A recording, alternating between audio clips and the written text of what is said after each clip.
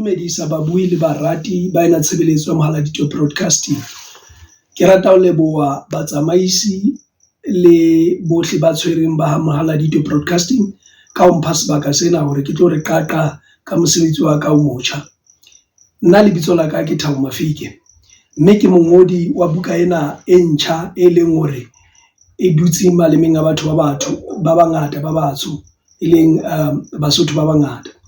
Mme ka ho fetisa buka ena ke buka e leng hore ke Mopheme II. Mopheme I e ile ya ngolwa ke ntate Sebolai Matlosa e leng ena. Mopheme o ile wa ngolwa ke ntate Sebolai Matlosa. Ntate Sebolai Matlosa o ile a hlaha ka selemo sa 1913, mme o ile a ngola buka ena ka 1965. Yena o qadile ho ngola dibuka ka 1945, mme ke leboha ke ile ka ya mane Mazinoto, mme ka kopa ho fumana tokelo ya ho etsa Mopheme II e leng buka ena.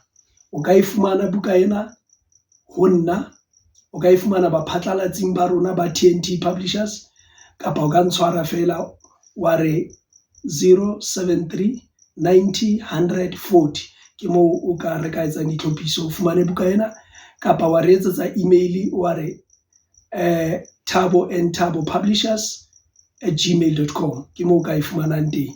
Ke leboha ho menahane haholo ho barati le babui ba ena tshebeletso ya Mohaladitwe FM. Basotho, Mopheme II ke eno.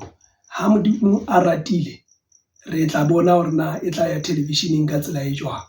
Re ntse re le dipuisanong le batho ba neng ba bapala Mopheme I, re utlwa hore na ba ke sebe ba le kgahleho ha re se re etsa Mopheme II. Rata le hona ho tshehetsa ena tshebeletso ka ho like le ho subscribe le Mohaladitwe broadcasting. Ya reng e tshweu kgotso ke Thabo Mafike, mongodi wa Mopheme II.